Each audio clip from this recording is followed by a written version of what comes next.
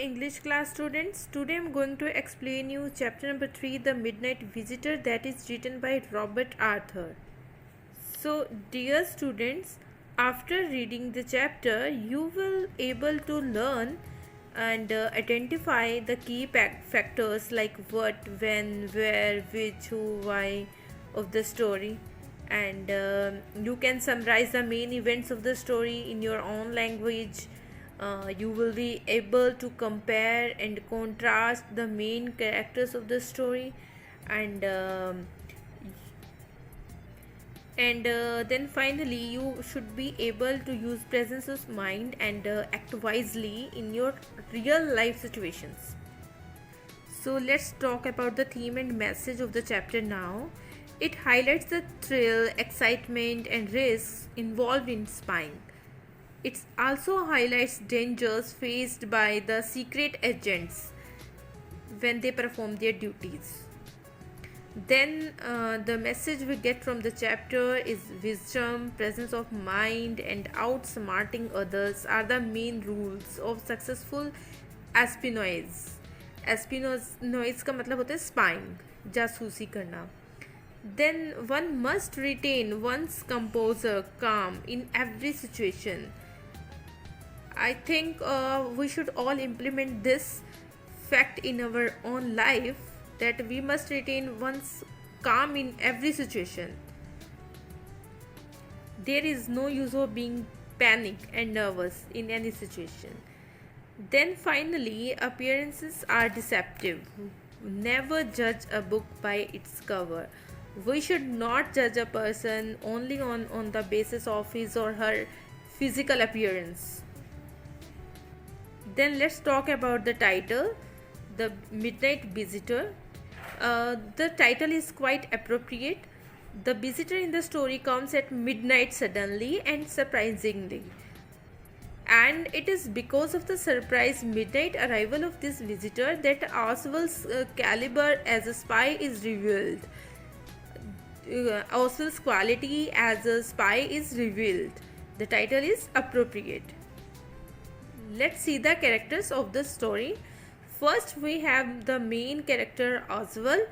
Oswald is a secret agent. He is fat and sloppy. Sloppy means he is careless in his dress. And then he has very ordinary appearance. He does not look like a spy. Then we have another secret agent, Max. He is also one of the main character. He is a secret agent.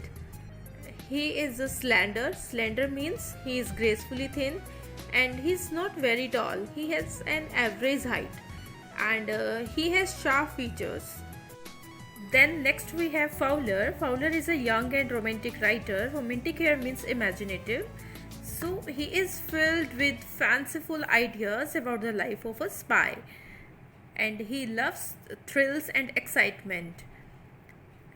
Then last character is Henry, who is a waiter. Now in the chapter, Oswald is a secret agent who deals in espionage and is about to receive some very important papers. Oswald इसमें एक secret agent का role play कर रहा है, जो कि हमारा main character भी है. वो जासूस है और वो इस चैप्टर में दिखाया गया है कि वो वेट कर रहा है, उसको कुछ इम्पोर्टेंट पेपर्स मिलने हैं, उनकी वो वेट कर रहा है. And next we have character of Max. He is another secret agent. वो राइवल है ऑसवल का.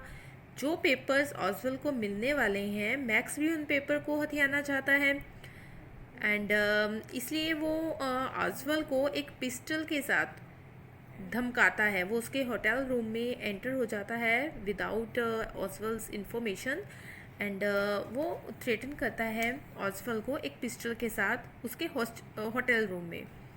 तो हम इस चैप्टर में, इस स्टोरी में देखेंगे that how Oswald gets rid of his unexpected midnight visitor. Max proves his expertise as a secret agent. तो हम देखेंगे कि जो ऑसवेल है वो किस तरह से अपने अनएक्सपेक्टेड मिडनाइट विजिटर, जो कि मैक्स है जिसका नेम, उसे किस तरह एक एक्सपर्ट सीक्रेट एजेंट की का रोल निभाते हुए उससे अपना पीछा छुड़ाता है। लेट्स हैव की डिटेल्स ऑफ द चैप्टर। ऑजवेल जो हमारा सीक्रेट एजेंट है, मेन करेक्टर है, वो एक सीक्रेट एजेंट की तरह बहुत ही कम लगता है। वो फैट है, स्लॉपी है and he does not live in style. वो एक ग्लूमी फ्रेंच होटल रूम में रहता है जो कि 6th फ्लोर पे है and he speaks French and German with an American accent. Now let's discuss meeting of Fowler and Ausable. जो फाउलर है वो एक यंग रोमांटिक इमेजिनेटिव राइटर है एंड उसने बहुत कुछ सीक्रेट एजेंट्स के बारे में पढ़ा है और वो ऑजवेल से मिलने आया है ताकि वो उनके बारे में कुछ जो स्पाई होते हैं उनके बारे में कुछ अच्छा सा लिख सके। बट जब वो ऑजवेल के साथ मिलता है तो वो बहुत ज़्यादा डिसअपॉइंट हो जाता है because he does not look like a spy.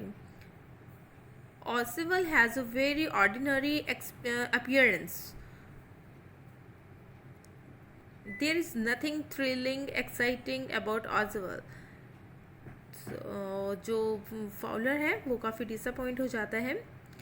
Actually, Fowler comes with great expectation, imagining mysterious figures in the night, the crack of pistols and drugs in the wine. But जब वो hotel में आता है, उसके मस्ती corridor में आता है, तो उसको लगता है कि यहाँ पर उसको कुछ भी रोमांटिक एडवेंचरस सेटिंग उसको कुछ मिलती नहीं है, तो वो थोड़ा डिसअपॉइंट हो जाता है। ऑसवेल को लगता है कि जो फाउलर है वो थोड़ा बोर हो चुका है, डिसअपॉइंट हो गया है, बट वो इमीडिएटली उसको एश्योर करता है कि उसके पास एक रिपोर्ट आने वाली है बड़ी जल्द जो कि इस कोर्स ऑफ हिस्ट्री को चेंज कर देगी and he assures him. Next we have Max on the scene.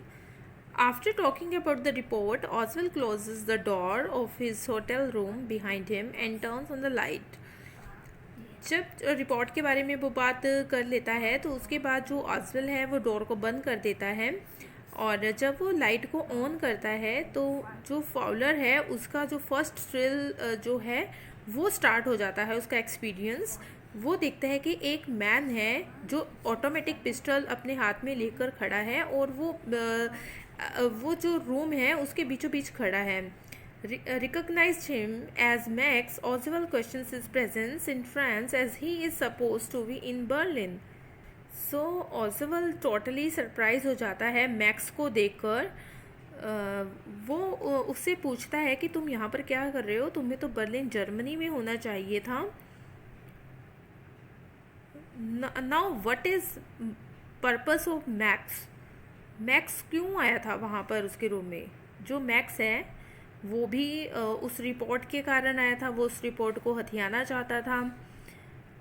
तो वो एक सीक्रेट एजेंट है जो कि ऑसवेल का वो राइवलर था, तो वो भी उस रिपोर्ट को लेना चाहता था।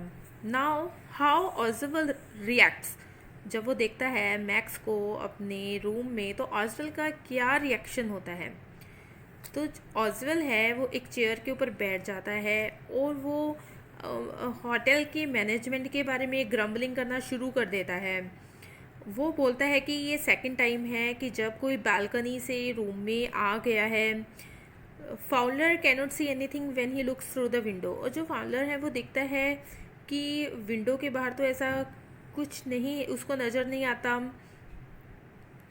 Max shows his ignorance about the balcony, claims to have used a pass key to enter the room. जो मैक्स है वो कहता है कि उसने कोई भी बैल्कनी से उसने वो नहीं आया है, उसके पास एक पास की थी, रूम की एक डुप्लीकेट की थी, उसके थ्रू वो अंदर आया है। जो ऑसवेल है वो एक्सक्लेम चिल्लाता है कि जो बैल्कनी है वो नेक्स्ट अपार्टमेंट के पास ही है जिसके कारण वो नज़र नहीं आती। बट जो ऑसवेल है वो मैक्स को यकीन दिलाता है कि वहाँ पर एक बैल्कनी है, नेक्स्ट रूम के आगे ही एक बैल्कनी है। Then start the conversation about the report. Max है फॉलोअर को कहता है कि तुम बैठ जाओ और बिल्कुल स्टिल शांत होकर बैठ जाओ फॉर हाफ एन आवर, ताकि इतनी देर में रिपोर्ट भी वहाँ पर आ जाएगी। ऑसवेल है वो मैक्स को कहता है कि उसको रिपोर्ट के बारे में कैसे पता चला। तो मैक्स ऑसवेल को बताता है कि उसको पता था कि जो ऑजवेल के मैन हैं उनको रिपोर्ट मिल गई है, उसको इस बात का पता चल गया था। एंड अब उसको ये होप है कि वो जो रिपोर्ट है उस रात को मिल जाएगी और वो ऑजवेल से वो रिपोर्ट छीन कर भाग जाएगा। Then there is a knocking at the door. जब वो दोनों बातें कर रही होते हैं तो एक सडन नॉकिंग होती है डोर के ऊपर, जिससे जो फाउलर है वो स्केयर हो जाता है और जो मैक्स है वो भी नर्वस हो जाता है।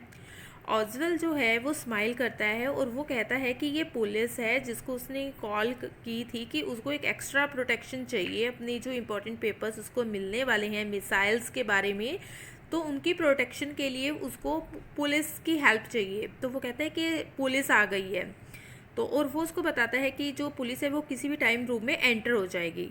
एट दिस पॉइंट जो मैक्स है वो एंग्री हो जाता है, गुस्सा हो जाता है और वो उसको थ्रेटन करता है कि वो जो पुलिस है उसको away he should send police away, कि उसको पुलिस को भेज देना चाहिए। जो मैक्स के अटैम्प्ट है एस्केप की, अब हम उसके बारे में पढ़ेंगे कि किस तरह से जो मैक्स है वो नर्वस हो जाता है जब नॉक होती है डोर पे और ऑजवेल कहता है कि ये पुलिस है जिसको उसने बुलाया था प्रोटेक्शन के लिए उन पेपर्स की। तो जो नॉकिंग है डोर पे वो लाउडर होती जाती है, जिसके कारण जो मैक्स है वो और घबराता जाता है।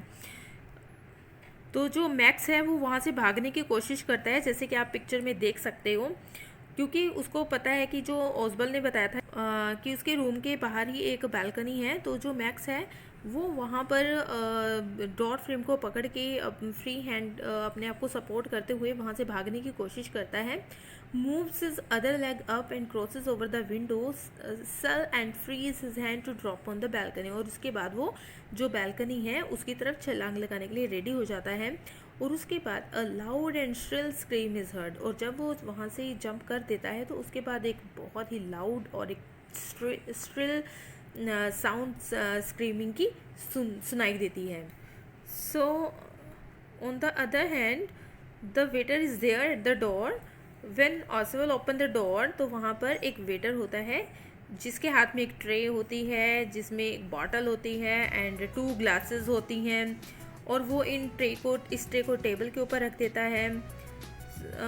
So the final twist in the story is what is the climax, what is the twist? So Fowler is in a state of excited nervousness, asks Oswald about the police and the arrest of Max।